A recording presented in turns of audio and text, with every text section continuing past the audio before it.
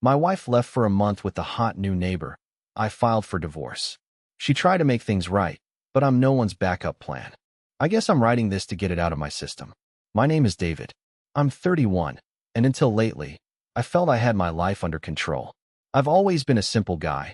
No big dreams, no crazy drama. I had a regular career as a software engineer, a decent house in a quiet neighborhood, and until recently, I believed I had a strong marriage with a woman I truly loved. Sarah and I met almost 8 years ago. Looking back, it seems like a lifetime ago. I was 23, fresh out of college, working my first job, and frankly, naive about life. She was 22, working as a marketing coordinator while trying to figure out her own career path. For the record, she never did and eventually became a stay-at-home wife. We met at a mutual friend's barbecue, one of those casual backyard gatherings when everyone is using Dixie paper plates and someone is always burning the burgers. She approached me and made a snarky jest about how I appeared to be planning my escape. I can't recall my response, but she laughed, and we ended up talking for the rest of the evening. From then, everything went quickly. We started dating, and it felt like she gave some excitement to my otherwise mundane and routine life. Sarah was adventurous and spontaneous, always planning last-minute road trips or bringing me to a new restaurant like the Cheesecake Factory she had heard about. Meanwhile, I remained the grounded one. I'd be the one to figure out the budget, check the weather, and double-check the gas tank before we hit the road. It seems to work. We balanced each other out. She brought excitement into my life, and I offered her the steadiness she stated she lacked in previous relationships. After 3 years of dating, we decided to get married. The wedding was intimate, with only relatives and close friends. We didn't come from wealthy households, so there was no grand ballroom or extravagant catering, but that didn't matter. After the wedding, we began to establish a life together. We purchased a little 2-bedroom house in a quiet suburb, not the fanciest location, but it had potential. For the most part, things seemed stable.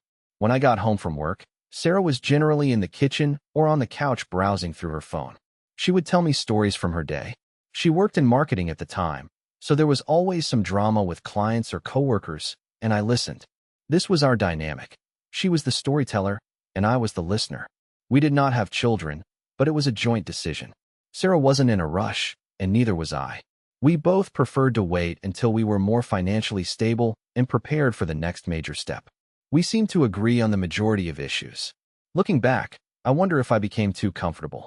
It's easy to get into a pattern, especially when life feels stable. I would get up, go to work, return home, and repeat. Of course, we had date nights, which usually consisted of supper at one of our favorite restaurants like Olive Garden or a movie, but I believe I stopped noticing the small details, like how Sarah seemed to thrive on attention. It wasn't too horrible, at least not at first. She's the type of person that can brighten a room, and people instinctively draw towards her. I guess I began to take her vitality and warmth for granted, expecting they were a continuous part of our lives together. At the moment, I wasn't concerned. I assumed we were solid. Sure, we had disagreements now and then. What marriage doesn't? Most of the time, it was about little matters, such as me forgetting to take out the garbage or her leaving her shoes scattered throughout the home. Nothing significant. But there's this issue about relationships. They can appear fine on the outside while cracks occur quietly underneath. If you don't pay attention, those cracks might expand and cause the entire foundation to crumble. I didn't see it coming, at least not then. I thought we were constructing something robust and long-lasting. But sometimes life has a way of proving you incorrect. Kevin, a new character, entered our lives. Kevin moved in next door when his former neighbors, an elderly couple, downsized and relocated to Florida. He was roughly 28 years old at the time, making him younger than the majority of the residents in the neighborhood. He was a fitness coach, fit, confident, and admittedly a little too attractive for his own good. He had the type of body that made people look twice, as if he had just stepped out of an action film. Kevin was easy to notice from the moment he moved in, not just because of his appearance, but because he was always outside doing something, washing his car, mowing the lawn, erecting a pull-up bar in his yard. There was always a reason for him to go shirtless. He quickly became the buzz of the neighborhood. Sarah spotted him right away. How could she not? We first met Kevin when he came over to introduce himself while we were in the yard one Saturday morning. He was pleasant, the type of person who could charm anyone. Sarah started up a discussion with him almost immediately, asking where he was from, what he did for a living, and how he liked the neighborhood.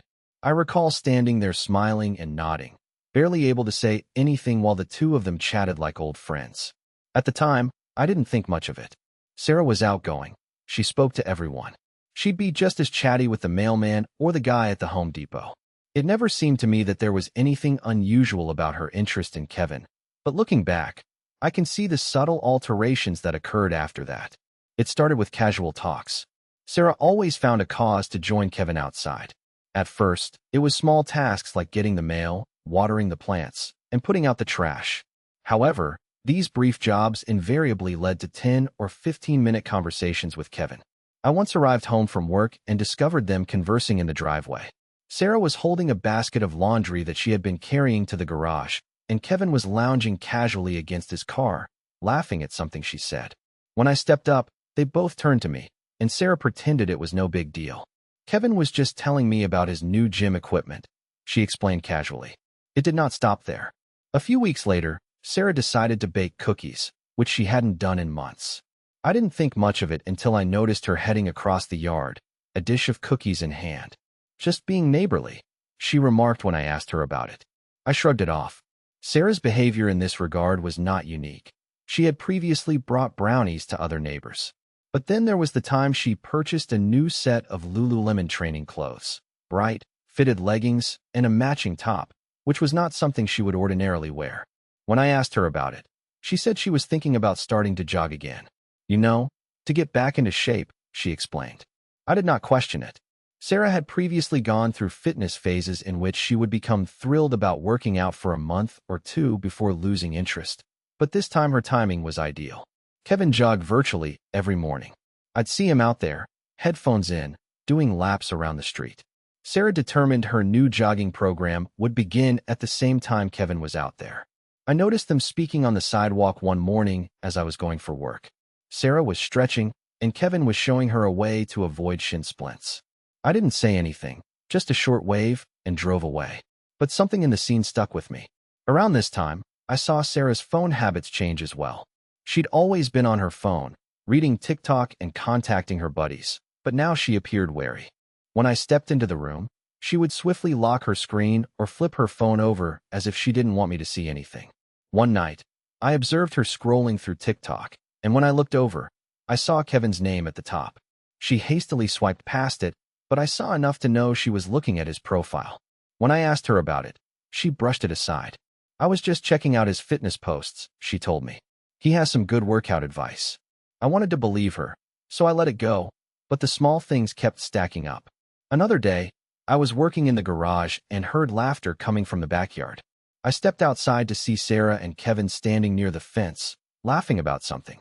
Sarah was holding an iced tea, and Kevin was waving animatedly while telling a story. Sarah waved at me as if nothing unusual had occurred. Kevin was just telling me about this funny thing that happened at his gym. She explained later when I questioned about it. It was beginning to feel uncomfortable. I don't want to sound paranoid, but you can know when something is wrong. Sarah's conversation about Kevin had a new energy to it. She'd casually mention things he'd said or done, such as Kevin's thinking about getting a dog, or Kevin recommended this great gold standard whey protein shake. It wasn't what she was saying, but how she said it. Then there were the glances, you know what I mean? When we went outside and Kevin was nearby, I noticed Sarah take small glances in his direction. It was subtle, but once you notice it, you can't ignore it. At this moment, I had yet to say anything. Part of me refused to think there was anything to worry about. Sarah was someone I trusted. We had been together for years, and I thought we had a good relationship. But another part of me, the one that couldn't ignore the pattern, began to question. I chose to be quiet for now, but I began to pay closer attention. If something was happening, I had to witness it for myself. It was a Saturday morning, and I remember it vividly because it began so typically. I got up early, as I always do, made myself a cup of coffee, and sat at the kitchen table browsing through the news on my phone. Sarah was still in bed, which was not surprising. She enjoyed her slow mornings, particularly on weekends. The house was silent, with only the humming of the coffee machine in the background, and for a brief minute, I felt peaceful. Funny how that works. You think everything is fine because you have no idea what's going to happen. Sarah entered the kitchen around an hour later. She was in her pajamas, her hair all tangled from sleeping, holding her phone in one hand and massaging her eyes with the other. She sat across from me at the table, and I could tell something was up right away. She exuded nervous energy, drumming her fingers on the table and gazing at her phone as if she were avoiding eye contact. "Are you okay?" I inquired, setting down my phone. She nodded hastily before shaking her head. "Actually, no," she responded with a big sigh. "We need to talk." Anyone who has been in a relationship understands that those 4 words rarely mean anything good. My stomach nodded, but I tried to keep it cool. "All right," I murmured, reclining in my chair. "What's going on?" Sarah paused, her gaze flitting around the room as if she was looking for the proper words. Finally, she looked at me and said, "I don't know how to say this, so I'm just going to say it. I think I have feelings for Kevin." For a moment, I believed I had misheard her. "What?" I asked, leaning forward as if being closer would make the words more clear. She bit her lip, appearing really uncomfortable. "I didn't mean for it to happen," she said hurriedly, as if she wanted to avoid the response. "It just happened. I've been spending time with Kevin, and I feel this connection, and now I'm confused." Confused. That word struck me more than anything else. She did not just express her guilt or admit that she had made a mistake. She expressed her confusion, as if she was trying to solve a puzzle. I stared at her, trying to understand what she was saying. My thoughts raced. Did she mention she wanted to leave? Is she asking for a divorce? Was she trying to confess and move on? I couldn't tell, and that made things worse. "So what does this mean?" I inquired finally. "Are you saying you're done with us?" Sarah shook her head rapidly. "No, not necessarily," she replied. I don't know what I want right now. I love you, David, I do, but I can't stop thinking about him, and I need to figure out what these feelings mean." I felt as if the floor had been torn out from beneath me. We'd been together for years, had established a life together, and now she said she wasn't sure she wanted to be with me anymore. It was surreal. I took a deep breath and tried to hold my voice steady. "So what are you saying? You want to take a break?" She hesitated and then nodded. "Kind of," she responded. "I need time to figure things out. I was thinking maybe I could take a month to spend some time with Kevin and see if there's something real there. If it doesn't work out, then we can focus on ourselves." I blinked, astounded by her audacity. "You're serious?" I asked, without even framing it as a question. Sarah nodded, her gaze begging. "I know it sounds crazy, but I don't want to throw away what we have without being sure. I don't want to live with regrets, you know?" Regrets. The phrase lingered in my head like a splinter. She was talking about regrets as if she was the one putting everything on the line, as if my feelings were secondary to her life-changing decisions. I sat there staring at her, a combination of rage and incredulity boiling beneath the surface. Part of me wanted to yell at her for being so selfish, but another part of me, perhaps the calmer, more calculated side, chose to remain silent and let her dig her own hole. "All right," I murmured, reclining back in my chair. Sarah blinked, apparently taken off guard. "Wait, really?" "Sure," I replied, shrugging as if it were no great issue. "If you think that's what you need, go ahead." Her look flickered as if she didn't know whether I was being real or mocking. "I just think it's the best way to figure out where my heart is," she admitted cautiously. "Sure," I replied. "Do what you need to do." Inside, I was already finished. When she mentioned she wanted to spend a month with another man, my brain flicked a switch, but I didn't want to show my cards yet. If she was willing to abandon our marriage for a dream with a neighbor, I was curious to see how far she would go. Sarah let out a relieved sigh, as if she had just been given permission to accomplish something heroic. "Thank you," she replied, reaching across the table to touch my hand. "I know this is a lot to ask, but I really believe it's the right thing for us." I stood up and grabbed my coffee mug, pulling my hand away. "Sure," I repeated, my voice flat. "If that's what you need." She said nothing after that, simply sat there, most likely contemplating the fact that I wasn't arguing or fighting, but within, I was already planning. Sarah spent the following few days packing a modest bag. She informed me she'd be staying with Kevin, and she made it sound casual, as if it was simply a temporary arrangement. She didn't appear to realize that I wasn't asking inquiries or expressing any resistance. When Sarah left, the house felt different, not empty, but quieter, as if someone had turned down the volume on my life. I stood in the living room after she left, her duffel bag slung over her shoulder, and stared at the door. I expected to feel angry or heartbroken, but all I felt was a peculiar peace, as if the weight of pretending everything was fine had finally been lifted. I strolled into the kitchen, poured myself a drink of water, and stood there trying to figure out what had just happened. My wife, whom I had been with for years and expected to spend my life with, had departed to figure things out with the guy next door. If it hadn't been my life, I would have assumed it was some insane TV drama. The first several days felt odd. I started noticing the little things she'd left behind. Her favorite cup on the kitchen counter, a pair of shoes near the entrance, and a blanket thrown over the back of the couch. I considered relocating them, but ultimately chose to leave them where they were, not because I missed her, but because I didn't want to waste energy. I poured myself into work, taking on extra assignments to fill my schedule. I stayed late at work, not because I had to, but because I didn't want to return home to an empty house. When I wasn't working, I went to the gym frequently. I had never been a regular gym goer before, but there was something fulfilling about pushing myself physically, as if I could sweat out all of my stress. Friends began to realize that something was amiss. A few of them inquired as to why Sarah was not present, and I responded vaguely. "She's staying with a friend for a while," I explained, attempting to sound casual. I wasn't ready to dive into the real tale yet. My father was the only one I spoke the truth to. I contacted him a few days after Sarah left, and the first thing he asked was, "What's wrong?" He's always been able to read me, even over the phone.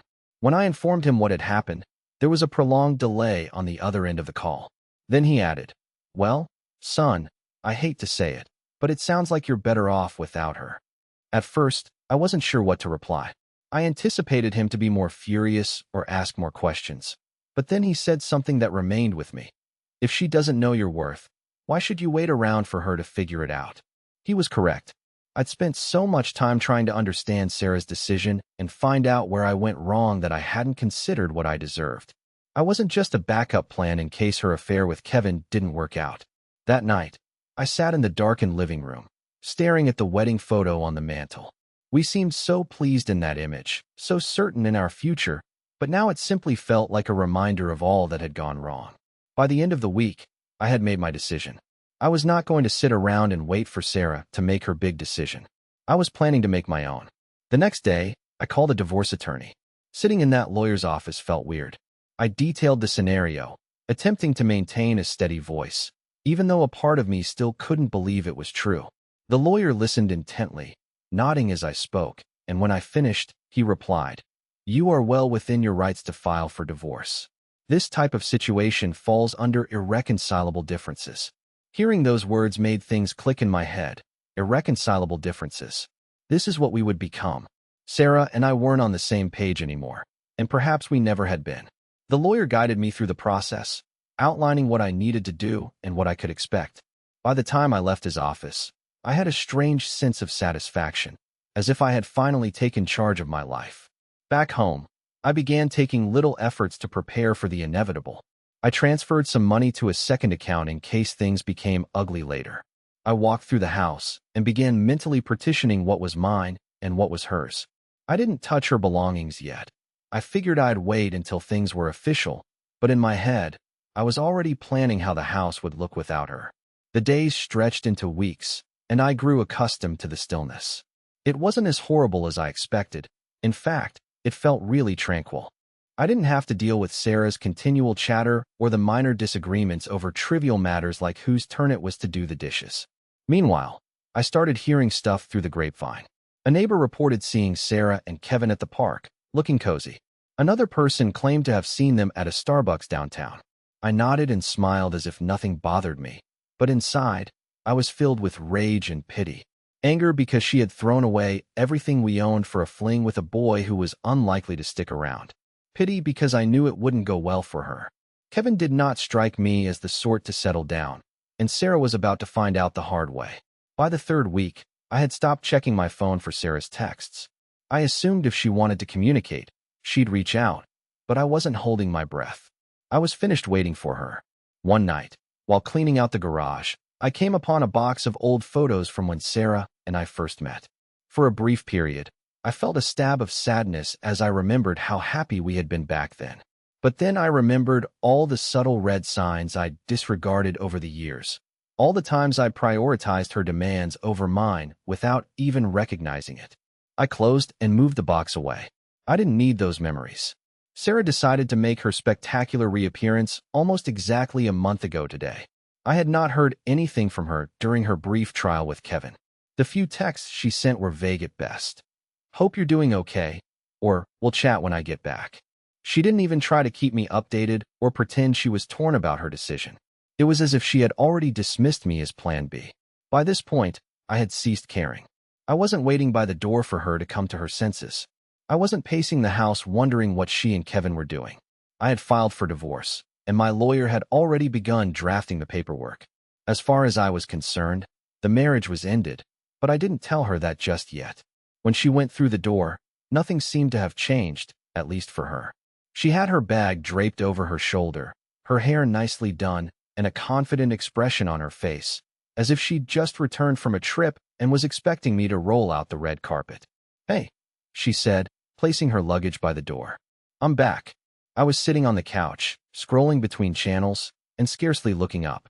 "Welcome back," I murmured, my tone remaining neutral. She paused as if she was anticipating more of a response. When I didn't jump up or inquire how it went, she walked over and perched on the couch's arm. "We should talk," she stated quietly and carefully. I turned to face her and muted the TV.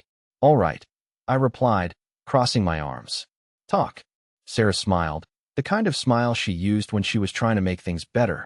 "I've done a lot of thinking," she told me, "and I've realized some things about myself, about us, about what I want." I simply nodded, waiting for her to continue. She took a big breath as if she were ready to give an impassioned statement. "I care about you, David, I really do, and I think we can work through this. I think we can rebuild what we have." "Rebuild." She stated it as if it were as simple as repairing a leaking faucet. I didn't say anything, simply looked at her, allowing her to fill the silence. She was perplexed by my silence, but she persisted. "Kevin's a great guy," she remarked, and I had to bite my tongue to stop giggling at how casually she mentioned him. But I realized he's not what I need. He's fun, sure, but he's immature. He doesn't have the stability that you have, and I think I was just caught up in the excitement of it all. There it was, her big revelation. She tried out the shiny new toy and decided she liked the old one more. "Uh-huh," I replied, my voice cool. Sarah blinked as if she expected a more intense reply. "I know I've hurt you," she murmured, reaching out and touching my arm. "But I really believe we can get past this. We've been through so much together, David. We have history. That's not something you just throw away." I let her continue. I let her unload all of her perfectly practiced phrases about love, forgiveness, and beginning over. When she finished talking, I rose up and walked over to the kitchen counter. I unlocked a drawer, pulled out the divorce papers my lawyer had sent over, and placed them on the table in front of her. "What's this?" she inquired, her smile fading. "Divorce papers," I explained simply. Her face turned pallid. "You're kidding," she exclaimed, releasing a frightened laugh. "Nope," I replied, leaning against the counter, arms folded. "I'm not kidding." For a time, she stared at the papers as if she couldn't believe what she saw. Then she glanced up at me with big eyes. "You're divorcing me?" "Yeah," I said, my voice steady. "I'm not interested in being your second choice, Sarah." Her face went from shock to angry in an instant. "Second choice?" she demanded. "That's not what this is." I was confused, David. I needed time to figure things out.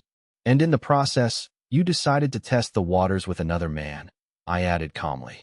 "You left. You walked out on our marriage, and now you're back because it didn't work out with him. Do you honestly think I'm just going to take you back like nothing happened?" Sarah opened her mouth to argue before closing it again, her face growing red. "It's not like that," she responded, her voice quivering. "I was trying to do the right thing. I didn't want to stay and resent you. I thought," she trailed off, her gaze darting across the room. "You thought you could have it both ways," I said for her. She stood up and crossed her arms. "You're making a mistake, David. We can fix this." "I know we can." "No," I replied firmly. "We can't. You made your choice, and now I'm making mine." She appeared to be about to cry, but I didn't let that affect me. I had already made up my mind. The remainder of the conversation was a haze. She tried to argue and guilt me into altering my mind. She discussed our history, our home, and even the possibility of starting a family someday, but nothing worked. Finally, she stormed out of the house. I stood there for a time, staring at the empty area where she had been, without feeling anything. No sadness, no regret, no second thoughts, only relief.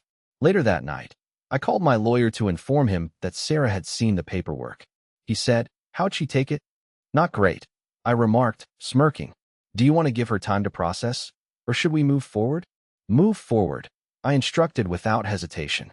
It wasn't easy standing up to Sarah, but it was ultimately the correct thing to do.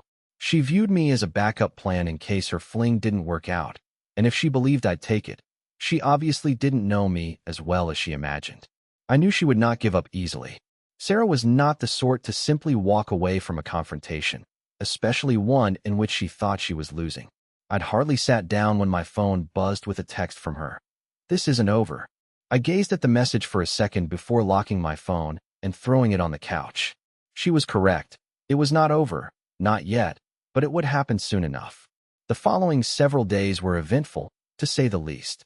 Sarah arrived unannounced the next evening, beating on the door as if she were attempting to break it down. "David, open the door," she exclaimed. I opened it, keeping a bland attitude. "What do you want, Sarah?" She rushed by me and stormed into the living room as if she still lived there. "We need to talk," she stated, pacing back and forth. "You can't just file for divorce without giving me a chance to fix things." I leaned against the door frame and crossed my arms. "You had your chance," I replied quietly. "You made your decision when you left." "That's not fair," she responded, her voice rising. "I didn't leave to end our marriage. I left to figure things out, to make sure I wasn't making a mistake by staying." I could not help but laugh dryly. "And in doing that, you proved you didn't value what we had. You don't test a marriage by running off to someone else, Sarah. That's not how it works." She paused, pacing, and turned to face me, her eyes blazing with frustration. "I was confused," she remarked, her voice shaking. "I didn't know what I wanted, but I know now. I want us, David. I want to fix this." "Too late," I replied, my tone strong. "You don't get to come back now just because things didn't work out with Kevin." Her face contorted in rage, and she aimed a finger at me. "You're being petty," she said. "You're throwing away everything we built over one mistake." I shook my head, maintaining my composure.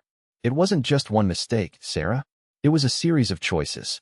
You chose to flirt with Kevin. You chose to prioritize your feelings for him over our marriage, and then you chose to leave. Those weren't accidents. They were decisions." She opened her lips to argue, but then stopped, her shoulders sagging. For the first time, she appeared defeated. "What am I supposed to do now?" she inquired quietly. I sighed, feeling pity for her despite everything she had done.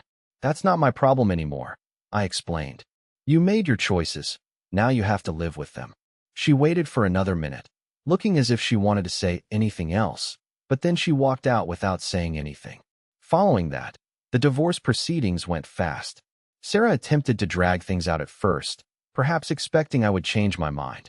She even tried to play the victim in front of our mutual acquaintances, accusing me of being cold and cruel. My father, on the other hand, was completely on my side. When I told him about the scenario, he let out a low whistle. "She's got some nerve," he commented. "But I'm proud of you, son. Standing your ground isn't easy, but it's the right thing to do." Sarah's stalling tactics proved ineffective. My lawyer was sharp, and the proof of her leaving for Kevin made things quite clear. She attempted to plead for spousal support, stating she had given up her profession for the marriage, but the judge did not buy it. Finally, we reached a reasonable deal. She received a modest sum of money and some of the furniture she'd chosen, but I kept the house and most of my savings. It was not ideal, but it was better than I had anticipated. The final hearing was bittersweet. Sitting in that courtroom, signing the documents that would officially end our marriage, felt strange. I glanced across at Sarah a few times. She appeared exhausted, as if she hadn't slept in days. Her lawyer handed her a pen, and for a brief minute, I assumed she was not going to sign, but eventually, she scribbled her name at the bottom of the sheet, completing the transaction. Following the hearing, she approached me in the hallway. "David," she spoke softly, just above a whisper. "I'm sorry for everything." I stared at her, hoping to recognize the person I'd fallen in love with all those years ago, but all I saw was someone I used to know. "I know you are," I replied, "but sorry doesn't fix this." Her eyes welled up with tears, and she reached out to hug me, but I pulled aside. Take care of yourself, Sarah, I whispered, starting to walk away. I'd occasionally hear tidbits about Sarah through the grapevine. Kevin obviously moved on to someone else shortly after she returned to me. According to one common friend, she was currently living with a relative and figuring out her next moves. I didn't feel satisfied hearing about her problems, but I also didn't feel sorry for her. She had made her decisions, and now she was dealing with the consequences. One day, I ran into her at the Kroger. We locked eyes briefly, and I could see remorse written all over her face. She gave me a little hesitant wave, but I simply nodded and moved past. There was nothing more to say. Looking back, I don't regret how I handled situations. Sarah believed she could have it both ways. She could go pursue her feelings for someone else, then return to me if it didn't work out. But life does not operate that way. I've learned a lot about myself along this process. I realize now that I deserve someone who cherishes me and does not consider me as a last resort. And if that individual is out there, fantastic. If not, that's okay too. For the time being, my primary goal is to reconstruct my life on my own terms. Sarah's trial run with Kevin may have been her way of gaining clarity, but it was a wake-up call I didn't realize I needed.